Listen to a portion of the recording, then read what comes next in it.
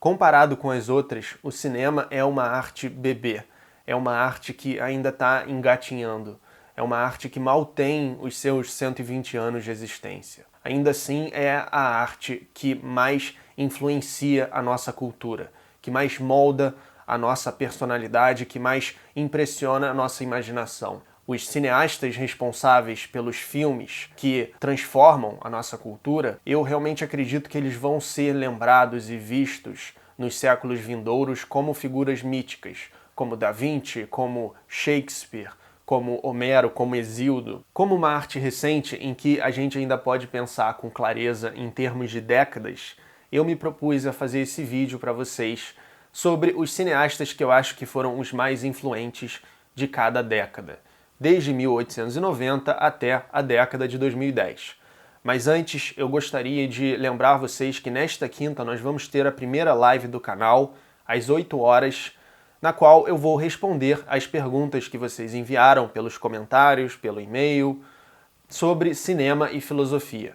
Então, guarde aí na sua agenda essa data e no final desse vídeo eu também tenho um anúncio importante para fazer. A década de 1890, com controvérsias, é considerada aquela da invenção do cinema, mais especificamente o ano de 1895, no qual os irmãos Louis e Auguste Lumière fizeram a exibição de 10 curtas-metragens em Paris, para um público pagante. E isso rapidamente explodiu na arte que a gente conhece hoje, que ainda está se desenvolvendo, que é o cinema, né? Em cerca de 20, 30 anos, o cinema clássico, a sua linguagem foi consolidada ao redor do mundo, né? Exibida, distribuída nos mais diversos países. Assim como a gente está pensando a partir de 1895 até 1900, é difícil pensar em uma influência maior do que aquela dos inventores do cinema. Na década de 1900, eu considero o cineasta mais influente o Edwin S. Porter. Sobretudo em filmes como A Vida de um Bombeiro Americano ou O Grande Roubo do Trem, um dos primeiros westerns e fundadores do gênero, ele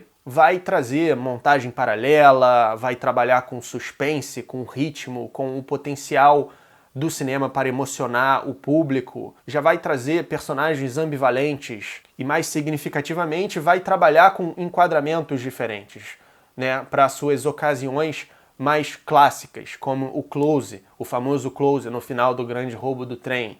Na década seguinte, D.W. Griffith vai levar isso mais adiante e, sobretudo, em uma escala maior, né, em filmes como Intolerância ou O Nascimento de uma Nação, um filme muito problemático por sua ideologia racista, mas que foi uma influência muito grande para o desenvolvimento da linguagem clássica do cinema. Apesar da abominável ideologia de O Nascimento de uma Nação, que propaga uma visão confederada da Guerra da Secessão e que tem uma segunda parte extremamente apelativa e preconceituosa que mostra os Estados Unidos corrompido pelos direitos civis dos negros, ele inegavelmente foi um filme, assim como Intolerância, assim como os outros diversos que ele fez, os que ele vai fazer na United Artists, a sua parceria com a Mary Pickford mais à frente, muito importante para o desenvolvimento da linguagem clássica cinematográfica, principalmente em termos de montagem, da sintaxe do cinema,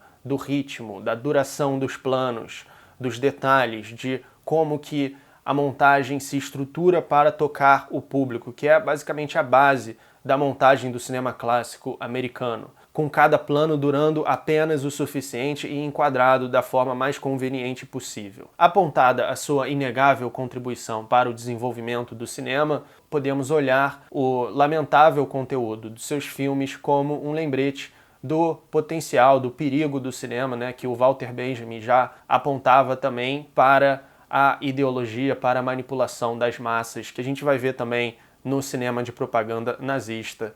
Não à toa, O Nascimento de uma Nação foi responsável por promover uma ideia da Ku Klux Klan de nobres, de guerreiros, que fez com que o movimento pudesse ganhar uma força maior e se reconstituir, o que é muito triste.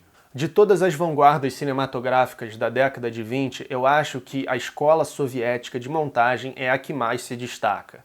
O mundo inteiro falava dos filmes de Vertov e de Eisenstein.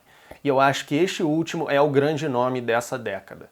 por causa de seus filmes como Encoraçado Potemkin, A Greve, O Velho e o Novo, ou A Linha Geral, ele inegavelmente contribuiu muito para pensar uma montagem diferente daquela de Griffith. Eisenstein vai ser quem mais vai se destacar por sua famosa teoria de montagem, por sua montagem de atrações, pelo choque, por montagem disjuntiva. Mais tarde vai influenciar muito o Glauber Rocha no Brasil, por exemplo. Uma montagem que não liga, não entrelaça narrativamente numa continuidade que busca uma diegese, uma imersão, mas ele propositalmente quebra, choca, perturba a imersão do espectador para passar uma mensagem importante. E, no caso, é claro que o Eisenstein também está muito influenciado pela sua ideologia, a ideologia do construtivismo soviético, da construção de um novo mundo pós-revolução, que era algo muito em alta no momento. E Eisenstein vai ter vários problemas mais tarde com censura, vai precisar ir para os Estados Unidos, para o México. Se você quiser saber mais sobre a sua teoria e os seus filmes, confira as minhas aulas sobre ele. Bom, para os anos 30, eu aponto o nome de Charlie Chaplin, que é outro que não podemos ignorar em uma lista como essa. Afinal, Chaplin, assim como Buster Keaton, foi quem consolidou uma imagem do cinema burlesco, que ditou as bases, os clichês desse gênero e que trouxe muita popularidade para o cinema, apreciado tanto na parte do entretenimento quanto na parte da arte, da crítica. O nome dele já estava muito em alta nos anos 20, por causa de seus filmes dessa década. Mas na década de 30, ele fez dois dos filmes mais importantes do cinema silencioso, Luzes da Cidade e Tempos Modernos. Se você acha que 2 filmes é pouco, olha só o cineasta mais influente da década de 40, Orson Welles.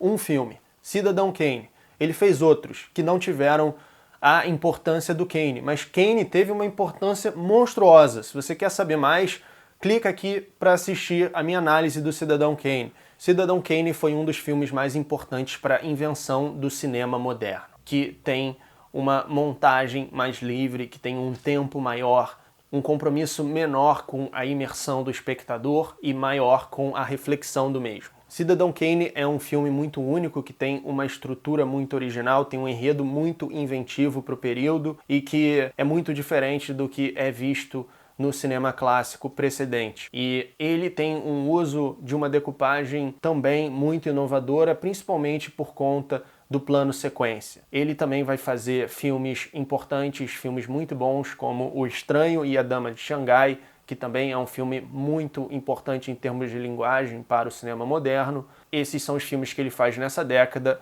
Como eu falei, Cidadão Kane, eu acho que é a obra pela qual ele está aqui nessa lista como o cineasta mais importante dos anos 40. É muito tentador colocar em paralelo os cineastas neorrealistas, por causa também da sua contribuição para o cinema moderno, com o uso de atores não profissionais, filmagens na rua, uma preocupação com problemas culturais e sociais, com o pós-guerra. O neorrealismo e a sua incorporação da potência documental da imagem cinematográfica vai ser uma influência imprescindível para as próximas gerações de cineastas da Nouvelle Vague até os dias de hoje.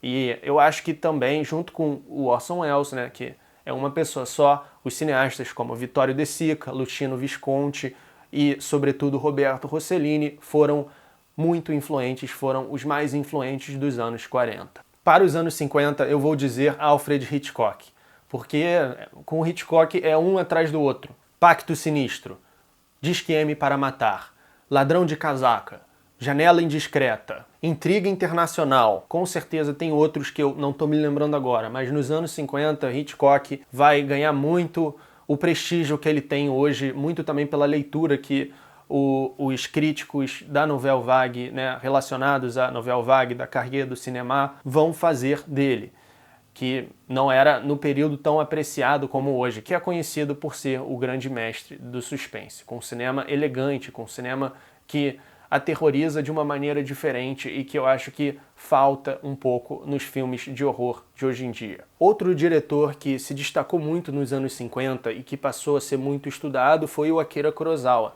Ele fez, nos anos 50, Viver, Os Sete Samurais, Fortaleza Escondida e Rashomon, um dos meus favoritos que eu já analisei aqui no canal. mas se você colocar lado a lado com Hitchcock, eu acho que a influência do Hitchcock é maior. Eu acho que os anos 60 e os anos 70 foram anos extremamente ricos para o cinema, onde a gente viu alguns dos melhores filmes já feitos, e é difícil, né, escolher uma pessoa, mas eu escolheria o Godard por ser esse grande mestre da desconstrução no cinema e da reflexão, né, e do antirrealismo, desde o Acossado, inovando a linguagem com essa libertação da forma. Acossado, Viver a Vida, O Demônio das 11 Horas, Weekend à Francesa e muitos outros são alguns dos seus filmes dos anos 60, da sua primeira fase, que foi uma fase extremamente influente para o cinema mundial. Nos anos 70 nós temos vários grandes cineastas e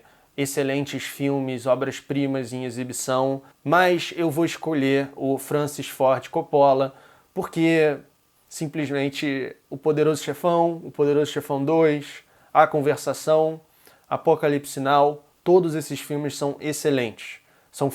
São alguns dos melhores filmes americanos e todos dirigidos pela mesma pessoa na mesma década. É uma coisa difícil de acontecer e é uma coisa que a gente não pode ignorar simplesmente. Então, se é para escolher uma pessoa com muito sacrifício, eu digo Francis Ford Coppola. Bom, nos anos 80 eu vou dizer o Spielberg por sua visão de como que ele consolidou o blockbuster no cinema americano, ainda com um tratamento cinematográfico mais sofisticado, mais elegante.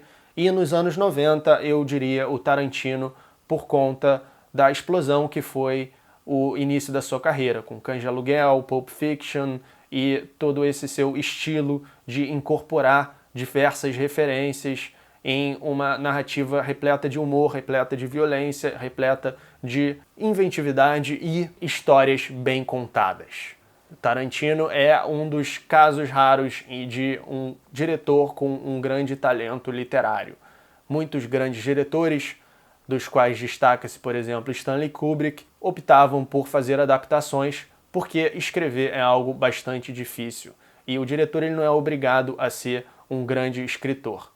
Ele tem que saber decupar e contar bem uma história cinematograficamente. Nos anos 2000, eu diria Christopher Nolan, por filmes como Amnésia, Insônia, O Cavaleiro das Trevas, O Grande Truque. Na década passada, um cineasta que fez filmes muito bons e que foi muito influente e que eu escolho para essa lista foi o Denis Villeneuve.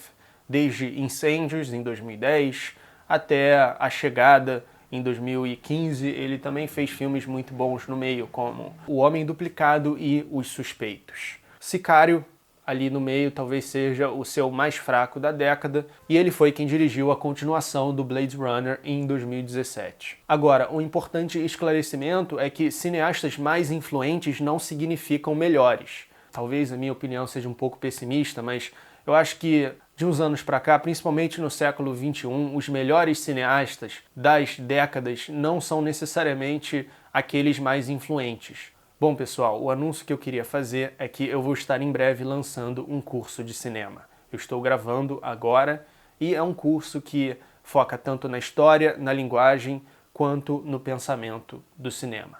É algo que concilia os meus interesses pela teoria com a importância de diferentes diretores, com a análise da linguagem cinematográfica de específicos filmes, e eu acho que vocês que seguem esse canal vão se interessar bastante. E eu estou muito empolgado com isso, não tenho uma data ainda, mas acompanhe o canal para saber quando que ele vai ser lançado e como que você vai poder adquiri-lo. O que você achou dessa lista? Você discorda da minha escolha de algum desses cineastas? Comente aqui embaixo e se você gostou do vídeo, deixe a sua curtida, pois isso ajuda muito o canal a crescer. Obrigado e até a próxima!